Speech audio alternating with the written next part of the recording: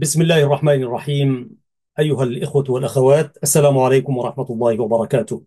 ها نحن عدنا إليكم بحمده تعالى من هذه الحلقة في برنامج مع اللغة العربية، وهي الحلقة 64 بعد المئة بحمده تعالى. كما وعدتكم، هذا هو الكتاب الهام جدا، وعنوانه جولة في الرقة الدبلوماسية الإريترية العربية مع المناضل الأستاذ عمنا سليمان آدم سليمان رحمة الله عليه. وهو من الرعيل، وهو من الذين قدموا لشعبهم الغالي والنفيس. يكفي أنه عندما نقرأ سيرته الذاتية من في بدايات الشباب كغيره من أولئك الأبطال نذروا حياتهم لإريتريا. هذا الكتاب عزيز المشاهد وعزيزة المشاهدة، أولا يعتبر بحق وحقيقة من بين الكتب الكثيرة التي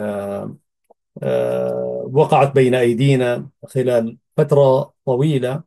أستطيع أقول أنه خلال 25 عام، خلونا نقول، يعتبر هذا الكتاب من بين الكتب المطبوعة طباعة جيدة، وفي نفس الوقت إخراج ممتاز.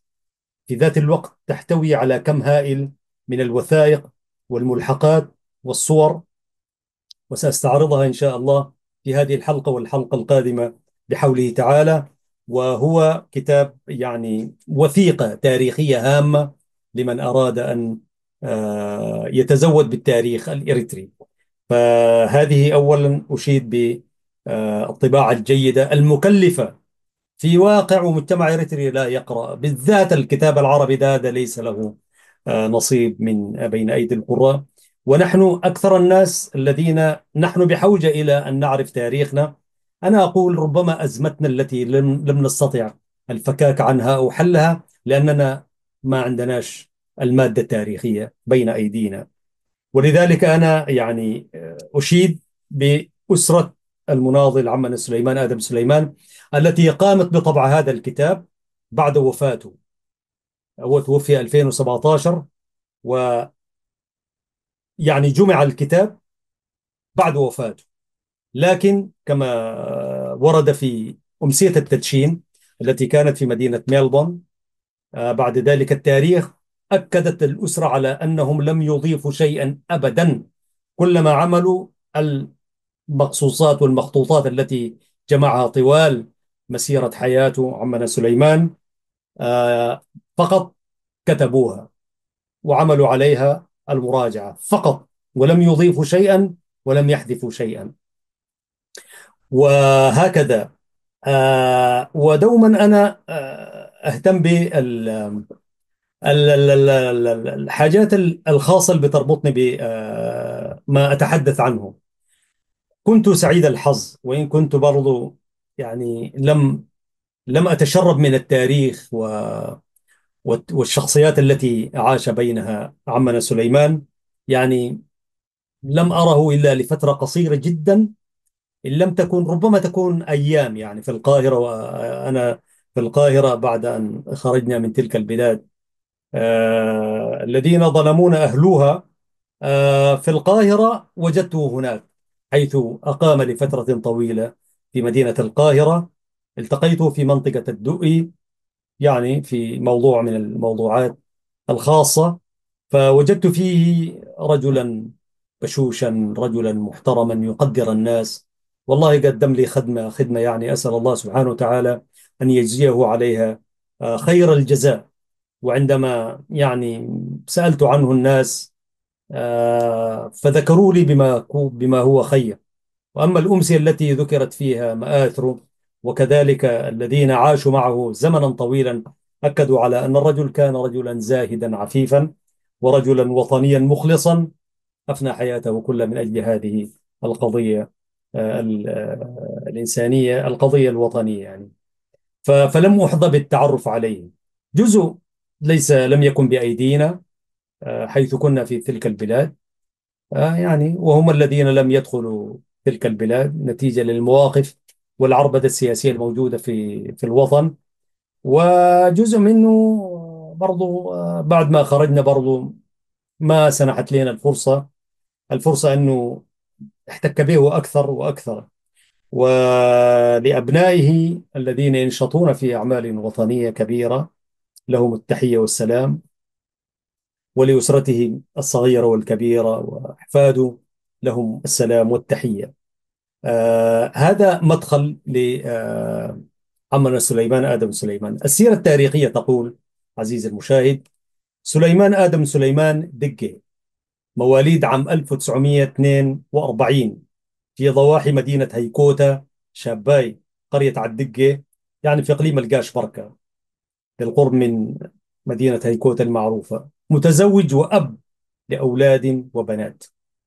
مراحله الدراسية: المرحلة الدراسية الابتدائية كانت في مدينة هيكوتا، كما هو معروف بالنسبة لذلك الجيل الوطني الكبير. الدراسة الابتدائية أو مرحلة الأساس في مدرسة هيكوتا الابتدائية. مرحلة الوسطى مدينة أغرداد. المرحلة الثانوية أسمرة ومدينة كسلة بالسودان. متى التحق عمنا سليمان آدم سليمان؟ 1961، من الرعيل يعني.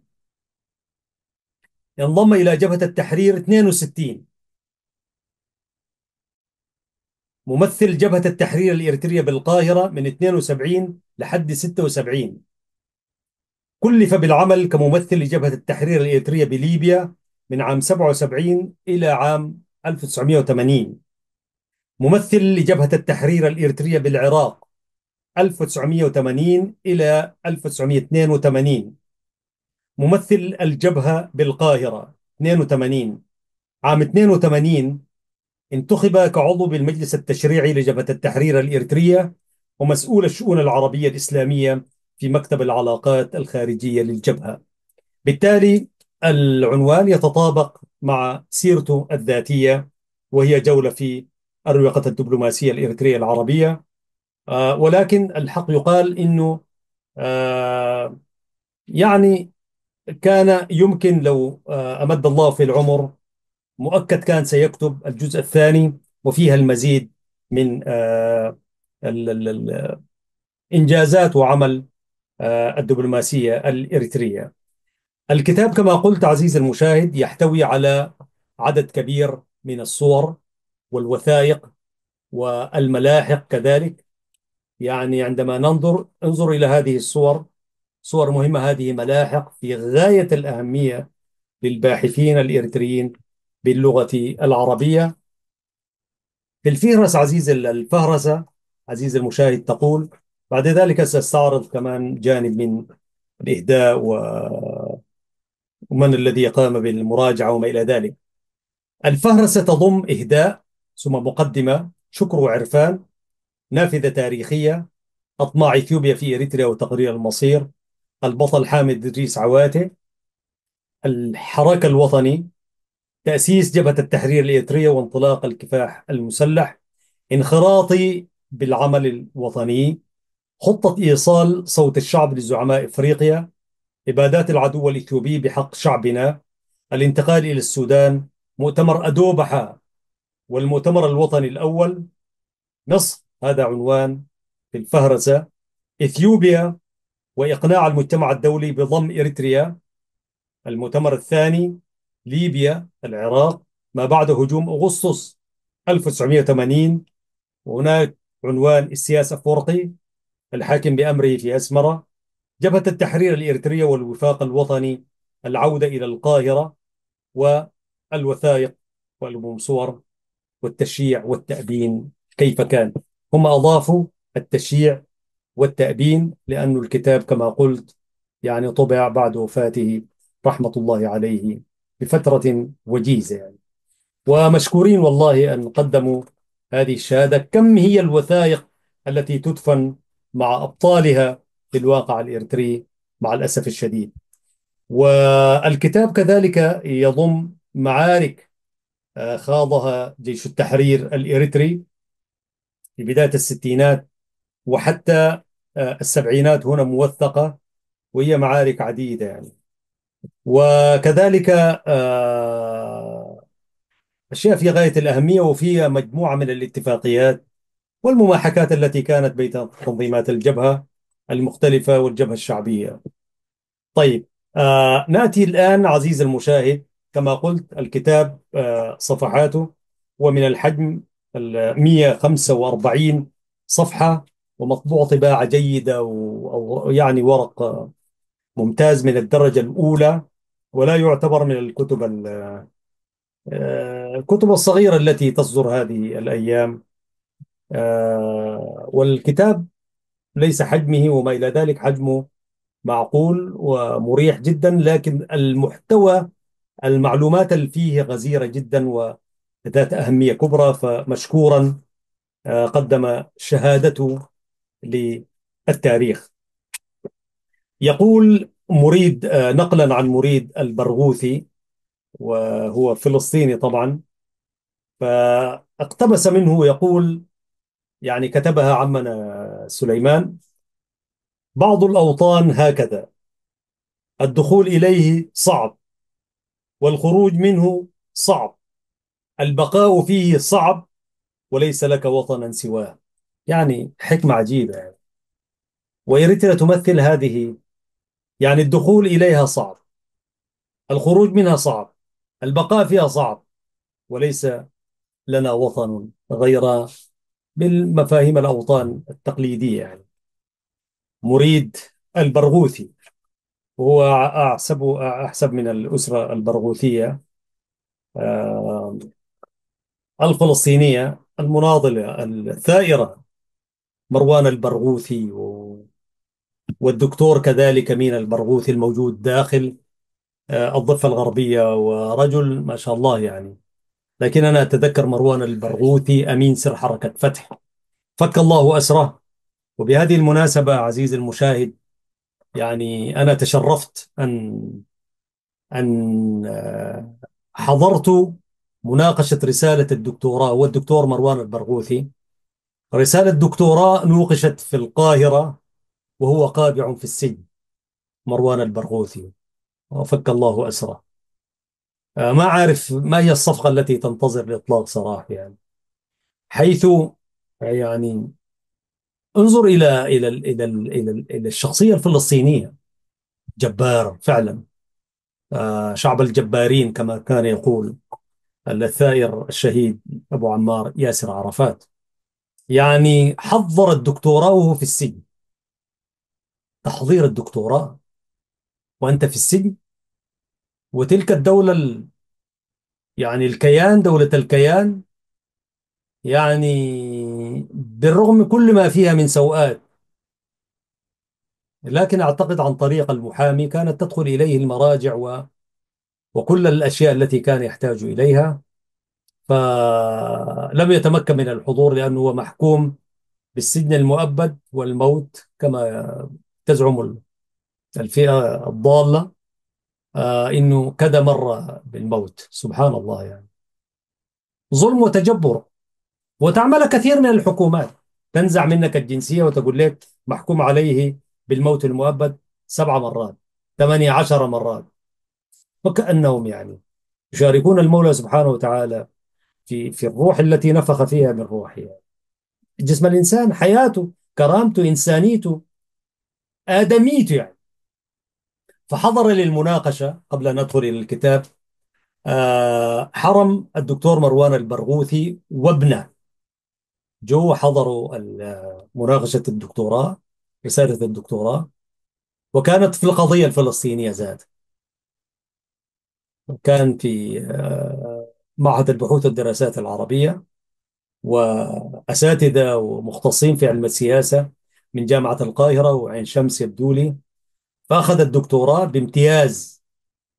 وقلت سبحان الله يعني. مروان البرغوثي الدكتور متقدم في العمر اليوم، لكن العزيمة التي لا تستسلم. فلهم التحية لكل الشهداء. ففي المقدمة يقول عمنا سليمان: أو هم الذين كتبوا أسرة، نعم أسرة المرحوم هي التي كتبت المقدمة، ولكنه قدم شكره حتى الشكر كاتباه الأسرة، وطوالي بعدين دخلوا في النافذة التاريخية. ففي المقدمة تقول الأسرة: من المؤمنين رجال صدقوا ما عاهدوا الله عليه. قال تعالى عفوا: من المؤمنين رجال صدقوا ما عاهدوا الله عليه فمنهم من قضى نحبه ومنهم من ينتظر وما بدلوا تبديلا. صدق الله العظيم. مع شعاع فجر اليوم الثامن من شهر فبراير 2017 صعدت روح المناضل سليمان آدم سليمان أبو محمد إلى بارئها، تلك الروح التي كان يملأها حب الله ورسوله وحب الناس والوطن. ولم يبخل عليه ولم تبخل عليه قلوب من أحبهم بالوداع، بل كانت سيلا دفاقا من المشاعر الجياشة، سيلا لم يتقيد بسن، فقد كان الصغير قبل الكبير حاضرا لوداعه، سيلا لم تقف المسافات حاجزا أو مانعا أمامه، بل تخطاها وأقام أبناء إريتريا له مجالس التأبين في جل ديار الاغتراب. تلك المشاعر الصادقة التي غمرنا بها الجميع كانت خير عون ومواساة في فقدنا العظيم. سليمان آدم سليمان أبو محمد الإنسان كان بسيطا غير متكلف، محبا للسلم في كل تعاملاته، حليما خفيض الصوت. فعلا والله كان خفيض الصوت متواضعا جدا، هادئ الطبع، مؤمن بأن الدين معاملة، لذا حرص دوما على أن كل تصرف يقوم به أو نهج يتبعه يحمل شعائر الله أو سنن رسوله الكريم محمد صلى الله عليه وسلم. سليمان آدم سليمان منذ بداية شبابه وإلى آخر لحظات في عمره أخلص في نضاله من أجل القضية الإريترية والشعب الإريتري، وكان يتوق لوطن يسع الجميع تحت مظلة المساواة والعدالة، كما كان ينتمي ويتمنى أن يحتضن جسده في نهاية رحلته تراب الوطن الذي عشقه. ولكن مشيئة الله لكن مشيئة الله أرادت أن يسكن جثمانه في أرض الكنانة، ذلك البلد الذي كان له مكانة ومعزة خاصة في قلبه، وكان يرى فيه بقعة لم شمل الإريتريين لحين يجمعهم أرض الوطن الحبيب. سليمان آدم سليمان الوالد هو الأب المحب الحنون الصبور الحكيم المعطاء المسامح، واحة الأمن والأمان، كان وسيظل السراج الذي ينير دروبنا، فهو معلمنا والمربي الحريص على التمسك بقيم الدين دون غلو، والاقتداء بالرسول الكريم وسننه، والتحلي بالأخلاق الكريمة. اللهم اغفر لسليمان آدم سليمان الإنسان المناضل الوالد، وارحمه وعافه واعف عنه وأكرم نزله، وسع مدخله، واغسله بالماء والثلج والبرد، ونقه من الخطايا كما ينقى الثوب الأبيض من الدنس، وأدخله دارا خيرا من داره، وأهلا خيرا من أهله، وزوجا خيرا من زوجه، وأدخله الجنة، وأعذه من عذاب القبر ومن عذاب النار. أسرة المرحوم بإذن الله سليمان آدم سليمان. مثل هذه الدعوات عزيزي المشاهد وعزيزتي المشاهدة هي في غاية الأهمية للمتوفين أيا كانت أعمار أو سنوات رحيلهم، ولكن الناس دائما يكثرون من الدعاء في الوفيات الجديدة، وكأنها يعني لا تقبل إلا أن يتوفى الإنسان قبل ساعات أو قبل أيام أو قبل أشهر. دوما نقول اللهم اغفر للمؤمنين والمؤمنات والمسلمين والمسلمات من لدن آدم إلى أن يرث الله الأرض ومن عليها.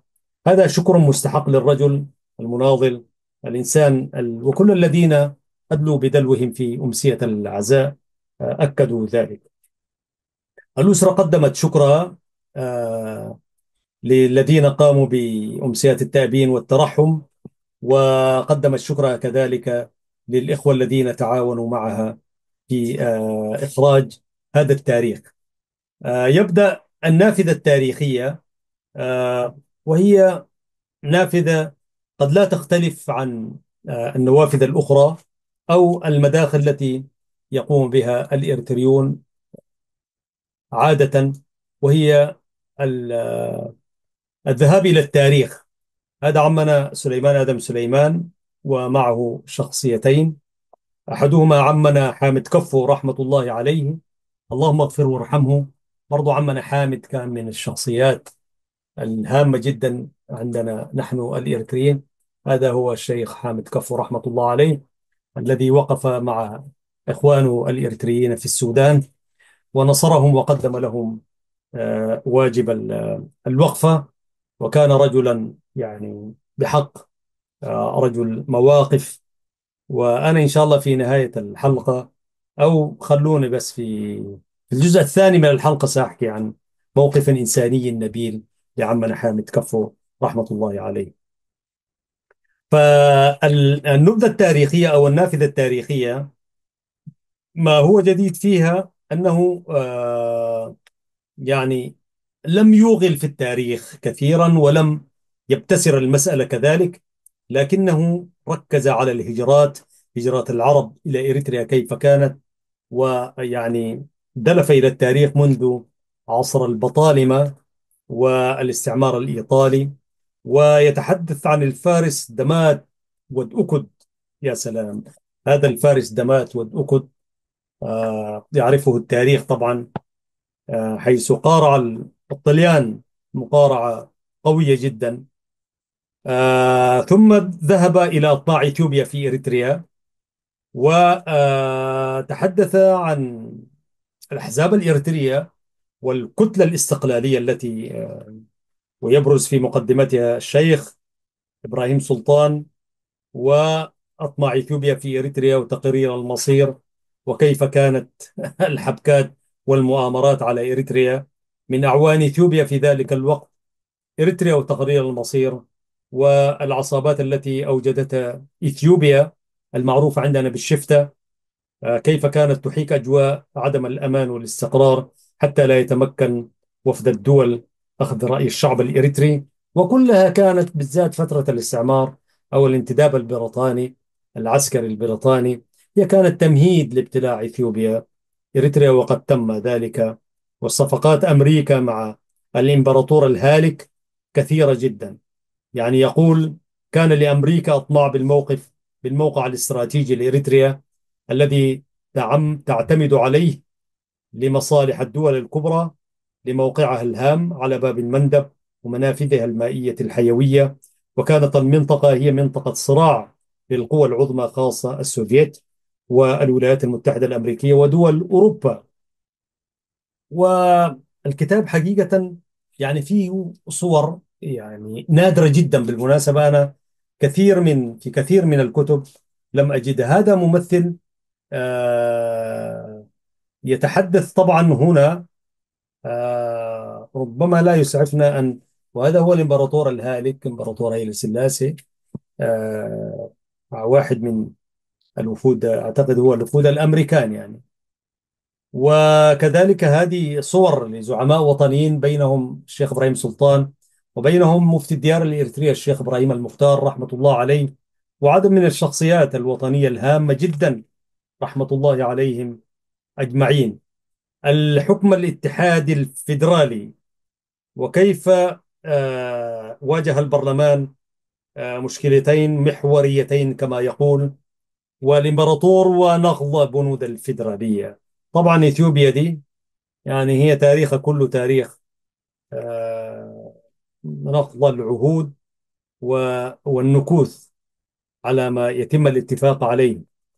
أفرد صفحة أو فصلا كاملا عن البطل الشهيد حامد إدريس عواتي، الزعيم الوطني مفجر الكفاح الثوري الإريتري.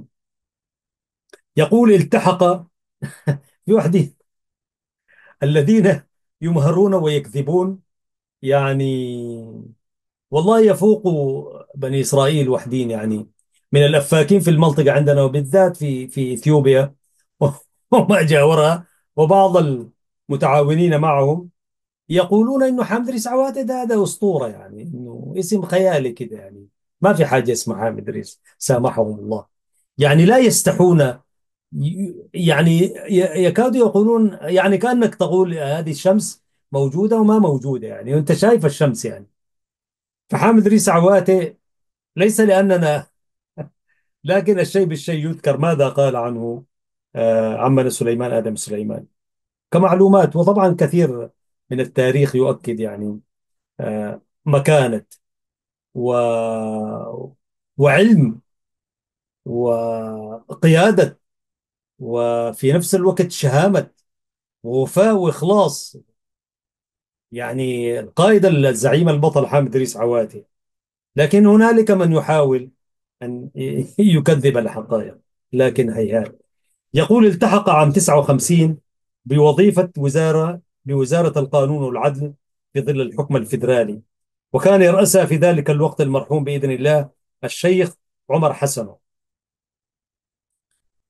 آه ثم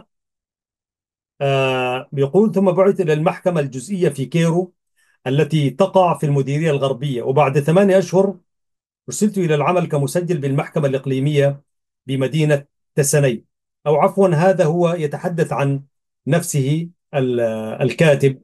التحقت عام 59 بوظيفة وزارة القانون والعدل في ظل الحكم الفيدرالي.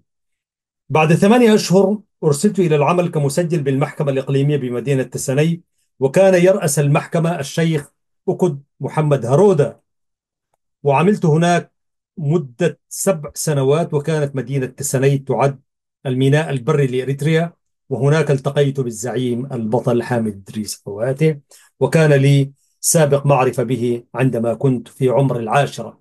يعني عمنا سليمان يعرف حامد إدريس عواتي الزعيم وهو في عمر العاشرة. والله كان محظوظ يعني. من هو عواتي؟ ولد عام 17 في قرية هبردة شمال مدينة بارنتو، وبالتحديد في شلاليت، وهو ينتمي إلى قبيلة البني عامر، وبالتحديد إلى سليم ابن منصور ابن العلي حفيد الماضي قبيلة المدى. وهو من أسرة ريفية عريقة. كان جده فايدوم مشهورا بالشجاعة والإقدام، وكان على خلاف مع السلطنة الإيطالية والسلطة الإيطالية بسبب استحواذهم على الأراضي، أي أراضي المواطنين الخصبة لأنفسهم آنذاك. وكما أن والده إدريس عواتي كان يسير على درب والده فايدوم في صراع مع السلطة، حتى وصل الأمر لمطاردته حتى بلوغه إلى منطقة والقايت على ضفة نهر سيتيت الجنوبية، التي استقر وتزوج فيها سيدة جبرتية تنتمي لنفس المنطقة، وأنجب منها هارون وعواتي. هذا جد لعواتي.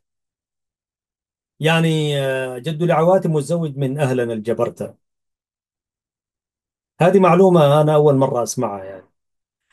أرسل حامد رسعواتي في بعثة عسكرية لروما. وأقرأ التاريخ نقول للناس الذين يقولون حامد رسعواتي ده أسطورة وهمية هكذا، لا يستحون. أرسل لروما من قبل السلطات الإيطالية بإريتريا، وأخذ دورات عسكرية تدريبية، مما زاده معرفة كبيرة بأسرار السلاح وفنون استعماله. كان رجل يتحدث الإيطالية كما أنه مولود هناك، حسب إفادات كثير من الذين عاصروه. في غياب إدريس الأب وحامد الابن، تحولت أسرة إدريس إلى جلوج في منطقة أمبركيت لتكون بجانب جده شبول والد أمه مريم شبول، وهي من قبيلة البني عامر. وكان برفقتها ابنها الشهيد عبد الله الذي اغتيل من قبل إثيوبيا، وشقيقته حسينة. هذه أسرة مضحية من جدود حامد يعني. وكان لإدريس عواتي الأب زوجة أخرى من قبيلة البارية، وهي بنت حمرين، وأنجبت لها شنشور وإبراهيم وبنتين. رجل طبعا كان عنده يعني معلومات غزيرة عن أسرة عواتي، وتحدث عن يعني عواتي وكيف جابها الاستعمار. وفي الأخير يقول في هذه الفقرة: وأثناء فترة عملي بالمحكمة بمدينة تسني، يقول شهيد سليمان آدم سليمان، كان لقائي مرة أخرى بالزعيم حامد عواتي. حامد إدريس عواتي، حيث استقر في قرية إمبلكيت ضاحية قلوج. فبعد المصالحة بينه وبين الإنجليز أوكلوا إليه الإشراف على المزارع في قلوج، أم حجر، قرسة، وفانكو، وسيتين. ورخصت له السلطات بندقية أبو عشرة. وفي نفس العام 1950 تزوج حامد إدريس عواتي بسيدة من قبيلة البني عامر، ورزق منها بثلاثة أبناء. وكان رئيس المحكمة الإريترية بعد المصالحة بين القائد حامد عواتي والبريطانيين أصدر تعميم بعدم التعرض أو استفزاز القائد عواتي وتركه في سلام، ما تهبشوه يعني. كما قام مدير البوليس تدلع عقبيت. تدلع عقبيت هذا الذي بعدين يعني جرى له ما جرى. كما قام مدير البوليس تدلع عقبيت بالتأكيد على هذا الالتزام بالتعميم والتزام قواته به. وفي تنقلاته من وإلى قريته كان القائد عواتي يمر على تسني ويحل ضيفا على صديقه الحميم الشيخ أكد، وكان يأتي صباحا معه إلى المحكمة ويلتف الناس حوله ويحتفون به. كان شخصية يعني قيادية، وكان يعد أسطورة للجميع لبطولاته. فقد كان حامد إدريس عواتي يحمي المواطنين وما يملكونه من حلال، من أبقار أو محاصيل زراعية، من أي اعتداءات الحدود الإثيوبية. وكان يعرف كحامي الديار، كما كان يلجأ إليه للإصلاح. يلجأ الناس إليه وفض أي خلافات بين أبناء تلك المنطقة، خاصة أبناء البني عامر والكنامة، يعني البازين. الاسم الصحيح البازين، الكنامة هذه التسمية بتاعت الجماعة الشعبية يعني. وفي طريقه إلى أسمر كان عواتي يمر ببارنتو فيمكث عند الشيخ محمد أري، محمد أري عقبة. وإذا توجه إلى أغردات يحل على أصدقائه آل حسن، ولما يتسم به من تواضع وحلاوة العشرة ونبل الأخلاق كان مرحبا به في كل بيت ينزل إليه. ألا رحم الله الشهيد البطل قائد الكفاح ومفجر كفاحنا المسلح الزعيم حامد إدريس عواتي. بعد ذلك في كتابه يتحدث الشهيد سليمان آدم سليمان رحمة الله عليه، يبدأ في الحراك الوطني كيف كان، ومجموعة الجيش السوداني، يعني الاثنين الذين كانوا في الجيش السوداني يتحدث عنهم واحدا بعد الآخر. وبعد ذلك يدلف إلى خروج الزعيمين إدريس محمد آدم، وكذلك الزعيم إبراهيم سلطان، وكيف كان لقاءهم. يقول في الفقرة الأخيرة من هذه من هذا الفصل: آم، الزعيم إدريس محمد آدم كان ممنوعا من مغادرة إريتريا، رئيس البرلمان. وكان ذلك بعد عودة الشيخ إدريس محمد آدم إلى غردات تاركا البرلمان الذي رأى فيه دمية تحركها إثيوبيا. وقد كان الإمبراطور يقوم بزيارة سنوية لإريتريا ويطوف المدن الإريترية. وفي إحدى المرات كان يفترض زيارته لمدينة أغردات، فازدانت المدينة لاستقباله، إلا أن الزيارة ألغيت بسبب أو لوصول معلومات إلى السلطات الأمنية بأن الشيخ إدريس محمد آدم وزملائه الوطنيين يعدون للقيام بمظاهرات شعبية معادية للإمبراطور. فوضع الشيخ إدريس أو وضع تحت الرقابة ومنع من مغادرة أغردات. آه نقل الزعيمين سرا من أغردات وتم تسفيرهما إلى كسلة على ظهور الجمال خفية.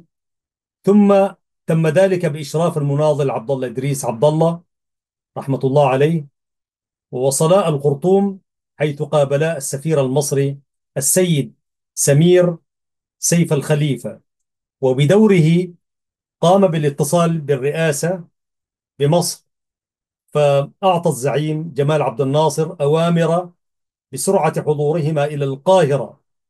وقبل مغادرتهما للخرطوم اتصلت بهما، أي اتصلت بهما المجموعة العسكرية التي بالجيش السوداني، وأخبروهم نيتهم بتفجير الثورة أي إعلانها.